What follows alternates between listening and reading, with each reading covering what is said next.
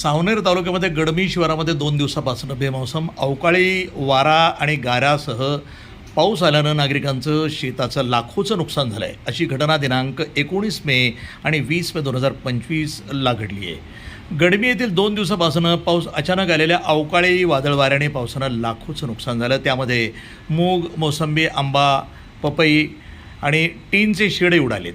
सागवान झाडं ही मुळापासूनच उखडली.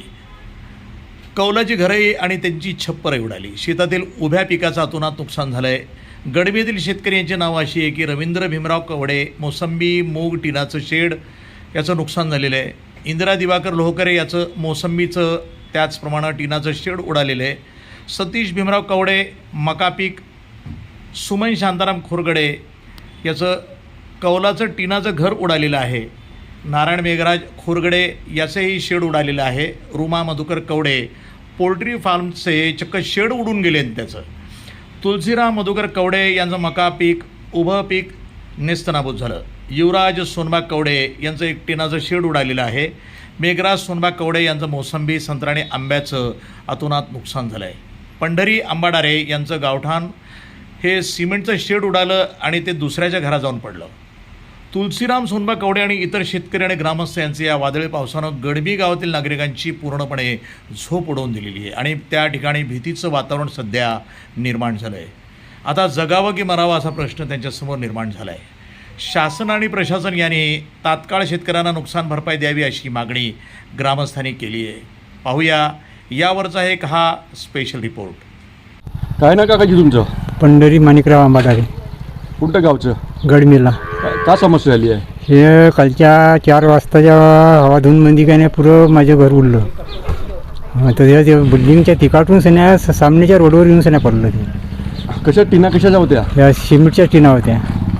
अंदाजे कितीचं नुकसान झालं वाटतं? लाख रुपयाच्या. शासनाकडून काय मागणी आहे? शासनात का देऊन राहिले आता? शासनानं नुकसान भरपाई देण्यात यावी बा. हां, मी रुमा मधुकर कवडे, शेत नंबर 75. माझं फार्म आहे. इतकं सारं उडलेलं आहे, पाठीमागेपर्यंत गेलेलं आहे आणि खूप सारं नुकसान झालेलं आहे साहेब माझ्यावाला. तुम्ही स्वतः पाहू शकता.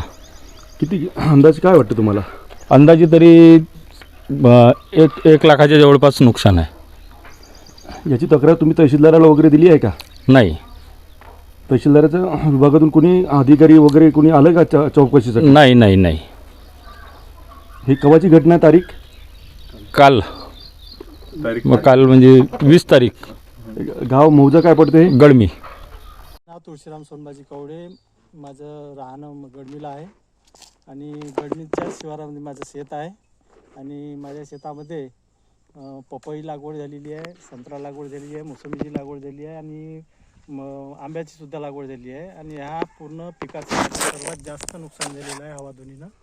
आणि एवढं गराड आलं की त्याला माणूस बी ह्या जमिनीवर उभं राहू शकत नव्हता. अशा कंडिशनची हवाधून होती. आणि माझ्या शेतात खांबहीसुद्धा पडलेले आहे. लाईनचे पूर्ण नुकसान झालं आहे आणि पूर्ण पिकाचं सुद्धा नुकसान झालं आहे. पूर्ण पपई खालतं गळून पडली आहे आणि आंबा तर तुटूनच जमीनदोस्त झालेला आहे.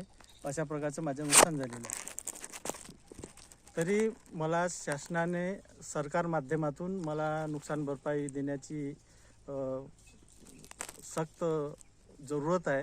तरी माझं नुकसान भरपाई पूर्ण करून द्यावी, त्यांनी मिळून द्यावी अशी मी सरकारला विनंती करतो. प्रवीण लोहकरे आहे आणि हे जे शेत आहे हा फार्म माझ्या आईच्या नावानं आहे आणि हे आम्ही स्वतःच्या पैशानं बांधकाम केलेलं आहे. काल रात्री वादळ आल्यामुळे हे उडालं शेत. बहुत नुकसान झालं माझे. हे शासनाने मला पैसे द्यावे.